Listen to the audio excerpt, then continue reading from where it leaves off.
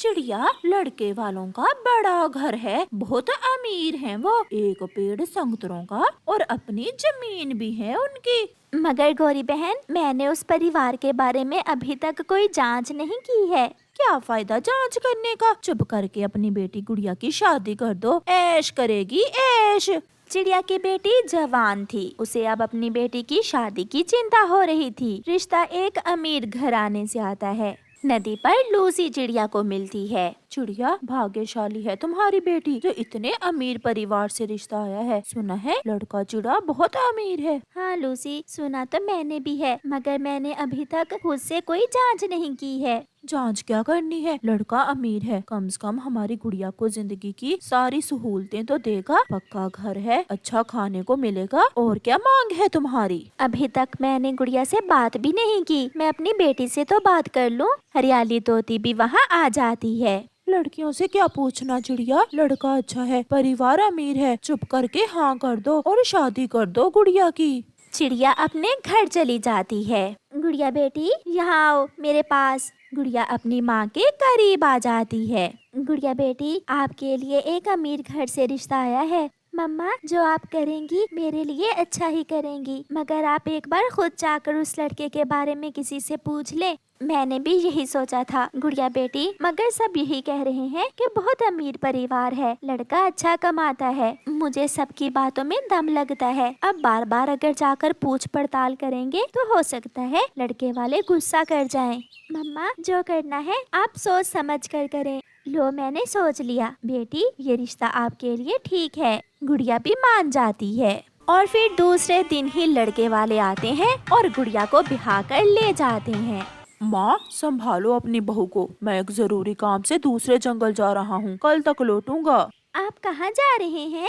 माँ बता देगी तुम्हें। फिर गुड़िया का पति घर से चला जाता है। मेरे बेटे के बहुत से दोस्त हैं इस जंगल में, वो अपने दोस्तों के साथ दूसरे जंगल जा रहा है। मैं हूँ ना तुम्हारे पास, मैं आपको यहाँ इस घर में रहने के सारे तौर तरीके समझा दूंगी। गुड़िया खामोश हो जाती है।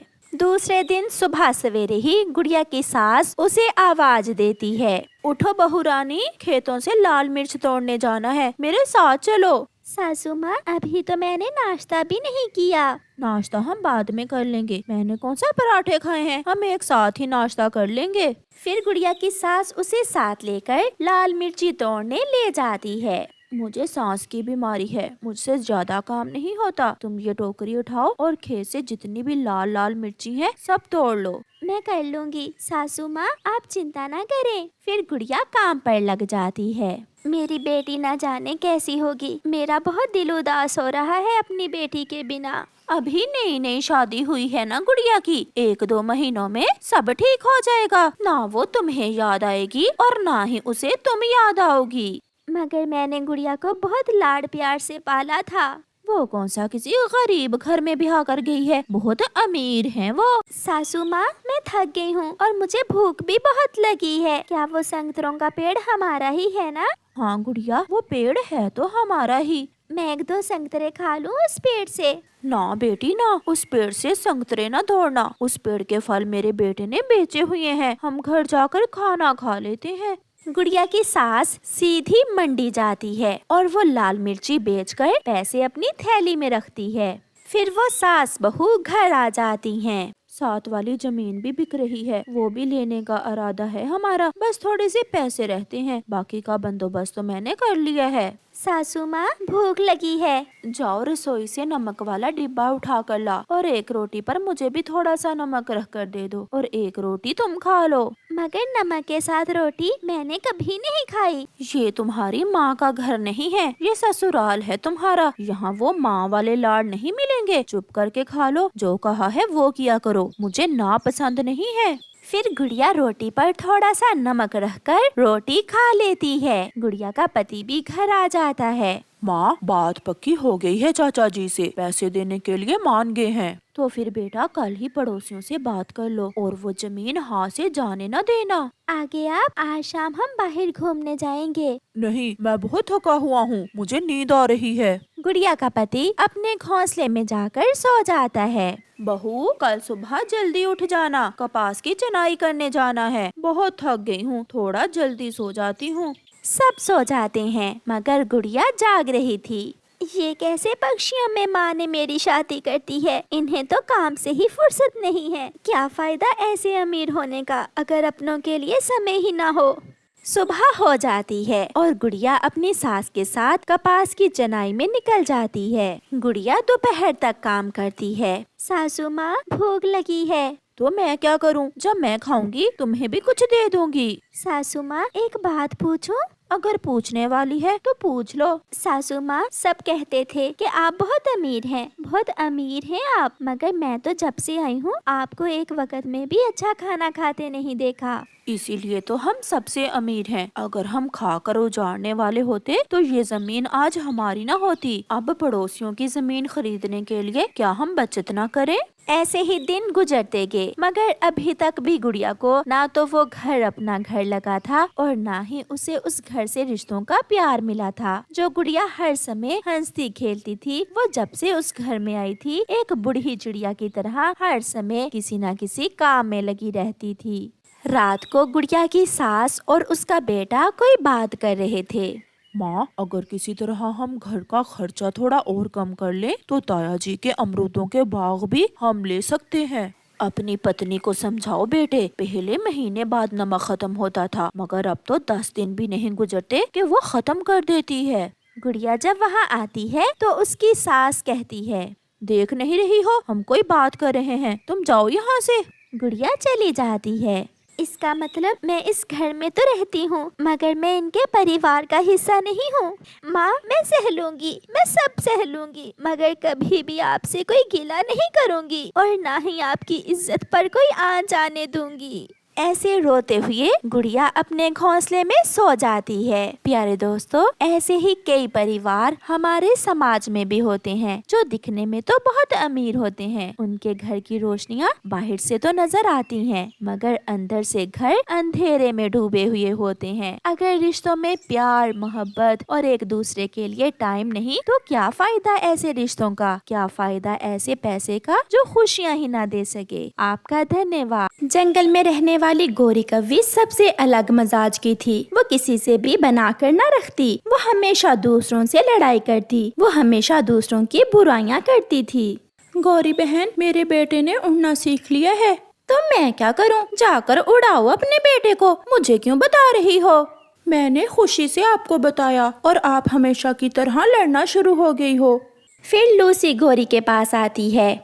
गौरी बहन, मैंने नया घर बनाया है। तो मैं क्या करूं? मुझे क्या लेन देन तुम्हारे नए घर से? जाकर रहो अपने घर में। ऐसे वो कव्वी सभी पक्षियों के साथ उल्टी ही बात करती थी। आहिस्ता आहिस्ता सभी पक्षी उस कव्वी से दूर होते गए और अब कोई भी उससे बात नहीं करता था। रानो चिड़िया उस कव्वी के पड़ोस में रहती थी। गोरी कव्वी उससे भी बहुत जलती थी। वो हर समय उसे तंग करने का कोई ना कोई उपाय बनाती रहती। गुड़िया बेटी, आज हम अपने सारे दोस्तों को दावत पर बुलाएंगे। आप जाएं, कबूतर अंकल और मिठू अंकल को बताएं और मैं बुलबुल को बता आती हूँ। मम्मा, अभी अभी हरियाली आंटी नदी की तरफ गई हैं, मैं उन्हें बता आती हूँ। ऐसे वो माँ बेटी अपने घर से निकलती हैं। हरियाली आंटी, आज शाम आपकी दावत है हमारे घर, आप जरूर आना। कबूतर अंकल, मम्मा ने भेजा है मुझे, आज शाम का दाना आप हमारे घर आकर खाना। फिर तो बहुत मजा आने वाला है आज शाम। ऐसे गुड़िया सबको बता देती है। गौरी बहन, आज शाम आप भी जरूर आना, मैंने सब पक्षियों को दावत पर बुलाया है आज शाम। मैं काली गौरी हूँ, मैं दूसरे पक्षियों के साथ बैठकर भोजन नहीं खा सकती और वो गंदी आँखों वाला कबूतर तो मुझे बहुत बुरा लगता है, मैं नहीं आऊंगी। चिड़िया वहाँ से चली जाती है। चिड़िया, मैं तुम्हारी बेइज्जती करवा दूंगी दूसरे पक्षियों के सामने, शर्मिंदा करूंगी तुम्हें। ऐसे सोचकर गोरी कव्वी जल्दी से चिड़िया के घर जाती है और चिड़िया के भोजन में कंकरियां मिला देती है। अब जो भी पक्षी दाना खाएगा उसकी टूटेगी चोंच। शाम भी हो जाती है, पक्षी आ जाते हैं। चिड़िया, तुम्हारी पड़ोसन गौरी कव्वी नहीं आएगी क्या? हरियाली बहन, मैं गई थी उसे आमंत्रण देने मगर वो उल्टी सीधी बातें करने लगी। फिर सबसे पहले मिठू तोता दाना खाने लगता है। मेरी चोंच में कंकरी लगी है, दाने में कंकरियां हैं। चिड़िया चिड़िया, ये तो बहुत बेकार का दाना है, इससे तो अच्छा था आप हमारी दावत ना ही करती। बुलबुल भी गुस्से में थी। ऐसा मजाक आप भी हमारे साथ कर सकती हो, मैंने ऐसा नहीं सोचा था। गुड़िया बेटी, क्या ये शरारत आपकी है? मम्मा, मैं ऐसा कैसे कर सकती हूँ? मैं अपनी मम्मा को अपने दोस्तों के सामने कैसे शर्मिंदा कर सकती हूँ? सब चले जाते हैं, सब दाना खाए बिना ही चले जाते हैं। जिन्हें जाता हुआ देखकर गोरी कव्वी बहुत खुश हो रही थी। रुके रुके, आप सब मेरी बात सुने। मगर कोई नहीं रुकता। चिड़िया घर के बाहर बैठी सबको बुला रही थी, जिसे देखकर गौरी हंसते हुए कहती है, दाने में कंकरियां डालकर दावत करती हो अपने दोस्तों की, ऐसा दाना कौन खाएगा? गौरी, ये शरारत तुमने ही की है, मगर याद रखना आज के बाद मैं भी आपसे बात नहीं करूंगी। ऐसे ही दिन गुजरते गए और फिर एक दिन मिट्ठू तोता पेड़ पर बैठा हुआ अपना अमरूद खा रहा था कि वहाँ गौरी कव्वी आ जाती है। ओए मोटी चोंच वाले मिट्ठू, ये अमरूद मुझे दो। शक्ल देखी है अपनी, चल भाग यहाँ से काली कलोटी। गौरी मिट्ठू से वो अमरूद छीनकर भाग जाती है। मिट्ठू भी पीछे उड़ता है। गोरी आगे आगे और मिट्ठू पीछे पीछे, मगर गोरी कहाँ पकड़ में आने वाली थी, वो तो भाग जाती है। गंदी गंदी बुरी कव्वी मेरा अमरूद ले गई, मैं भी छोड़ूंगा नहीं इसे। जंगल के करीब ही किसान का खेत था। वहाँ कव्वे हर रोज किसान की मकई खा लेते थे। किसान बहुत परेशान था। एक दिन उसकी पत्नी किसान से कहती है, किसी तरह आप एक कौवा पकड़कर अगर उसे खेत में बांध लो तो उसे देखकर कोई भी कौवा हमारी फसल नहीं खाएगा। तो फिर मैं आज ही कोई कौवा पकड़ता हूँ।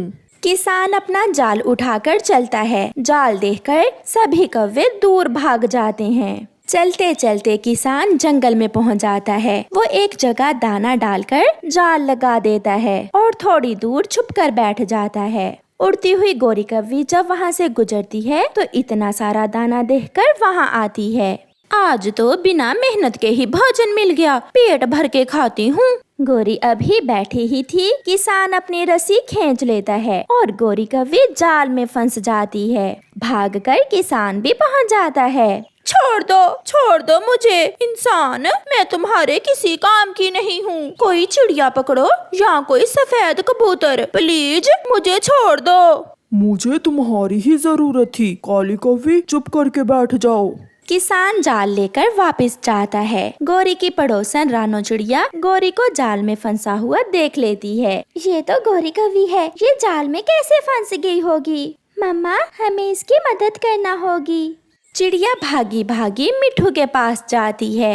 मिट्ठू मिट्ठू, जल्दी चलो मेरे साथ, किसान ने गोरी को पकड़ लिया है। अपनी तेज चोंच से तुम वो जाल काट दो। मगर चिड़िया बहन, कल उसने मेरा अमरूद छीन कर खा लिया था। वो मुसीबत में है मिट्ठू, हमें उसकी मदद करना होगी। चिड़िया की बात मानकर मिट्ठू उसके साथ चला जाता है। किसान ने कव्वी की टांग को रस्सी से बांधकर पेड़ से बांधा हुआ था। मिट्ठू चुपके से जाकर वो रस्सी अपनी तेज चोंच से काट देता है और गोरी उड़ जाती है। वो बहुत शर्मिंदा थी क्योंकि वो हमेशा दूसरों से लड़ती थी, मगर आज उन्हीं पक्षियों ने उसकी जान बचाई थी।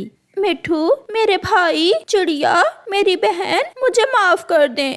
मैं फिर कभी आपसे लड़ाई नहीं करूँगी। पहले मेरा अमरूद मुझे ला कर दो, फिर माफ करूँगा। फिर वो सब हंसने लग जाते हैं।